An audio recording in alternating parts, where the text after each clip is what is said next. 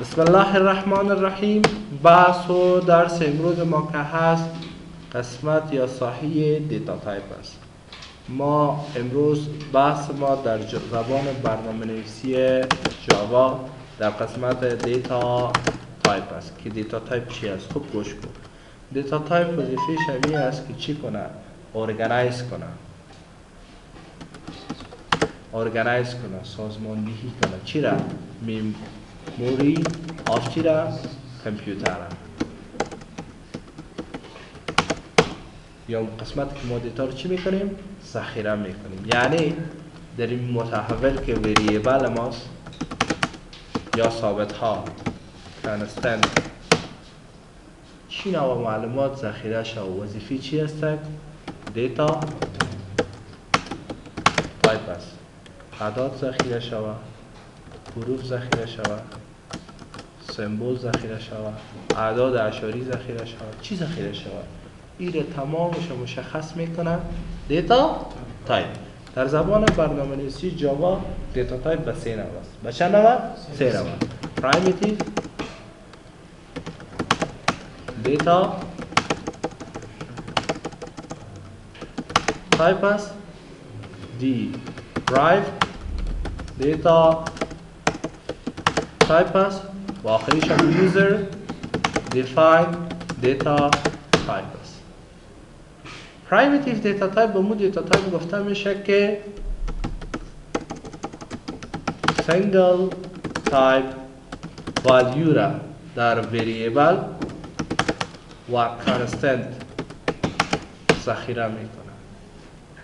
هرگاه تو میخوای single type value، single type یعنی چی؟ تنها عدد باشه، عدد اعشاری باشه، یک کاراکتر باشه، این تنها یکیش ذخیره کردن میتونی. تو نمیتونی که هم عدد ذخیره کنی، هم حروف، هم عدد، هم سمبول. در چی؟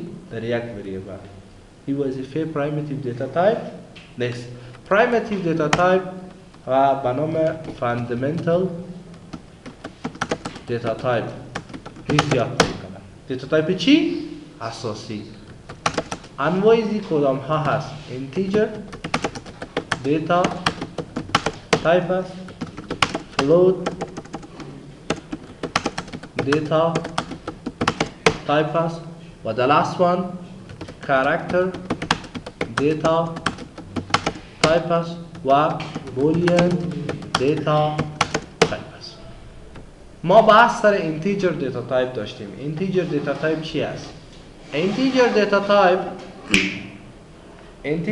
تایپ به دیتا تایپ گفته میشه که زمینه ذخیره نمودن اعداد بدون اعشاری رو در متحول چی میکنه؟ فراهم میکنه. هرگاه تو میخوای اعداد بدون اعشاری در وریبل ذخیره شوه، از اینتیجر دیتا تایپ چی کن؟ استفاده کن. کدام ها هست؟ اولش بایت است، دومش شارت، اند لانگ. اینی اینتیجر دیتا تایپ است. اگر ما یک جدول داشته باشیم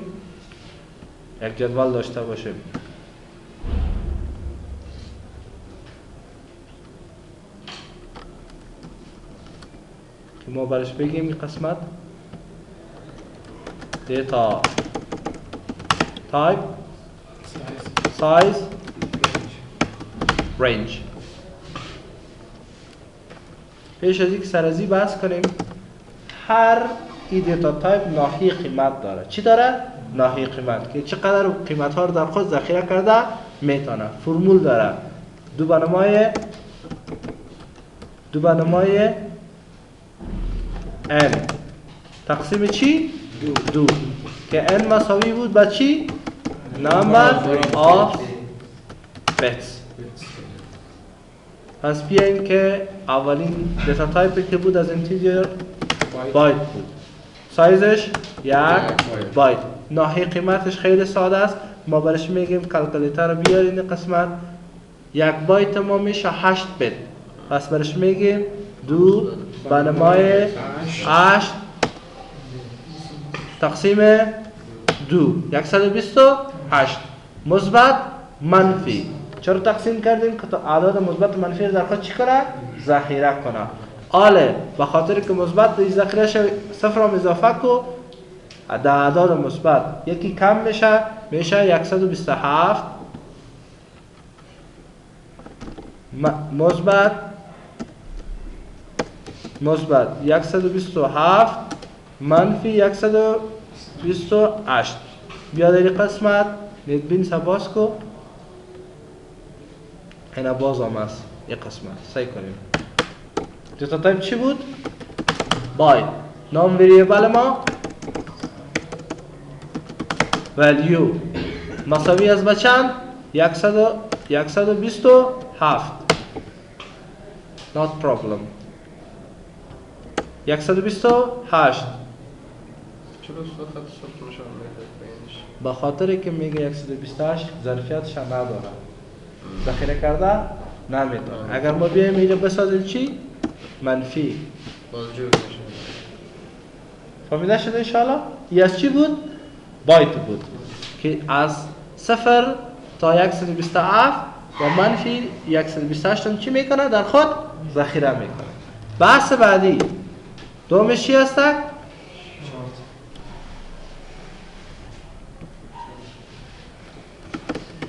شارت میشه. چند بایت؟ 2 بایت. ظرفیتش پیدا میکنی، قسمت بیا به 0 بساز. 2 به نمای چند؟ 16 تقسیم 2 32768. یکی کم کو 32767 به مثبت و 32768 به منفی. بیا در این قسمت نتبینز مکمل هست. شارت نام وریبل مارک مساوی باشه به چند؟ 32767. مشکل نیست. بیا در این قسمت 8 بازم نمیگیره، منفی. درست شد؟ و سومش میشه چی؟ قسمت انت است. سومین دیتا تایپ ما چی هستک؟ اینتیجر است. اینتیجر که هستک انت است. چند بایت میشه؟ 4 بایت است. ظرفیت شد چطور پیدا کنیم؟ یا در این قسمت برش بگو که 2 به نمای 32 تقسیم 2 میلیارد و قیمت پیدا میکنه. و از لانگش هم میفهمی که کمک ظرفیتش زیاد است. لانگ دیتا تایپ در این قسمت بیا 2 میلیارد تقریبا. این 2 میلیارد میگیریم. این ما تقریبی اگر بگیریم مثبت منفی چند؟ 2 میلیارد. او استاد چیزش لانگش رو قدر است ایش که آه. بود میلیون بود. در این قسمت بیا در این ساحه لانگش چقدر است؟ در این ساحه لانگ 8 بایت میشه. 8 بایت میشه. و ظرفیت از این رو تو پیدا کرده میتونی فرمول ریاضیکیش پیش است. کدام مشکل است ای؟ هیچ مشکل نیست. این هم بود درس امروز ما در بحث چی؟ اینتیجر دیتا تایپ. ما گفتیم اعداد بدون اشاری رو در خود ذخیره میکنه. حالا سعی کنیم 10.5 چون اعداد ثابت بدون اشاری در خود چی کرد؟ اعداد اشاری قبول نمیکنه. اونجا برات ایرر میگه. این هم بود درس امروزتان.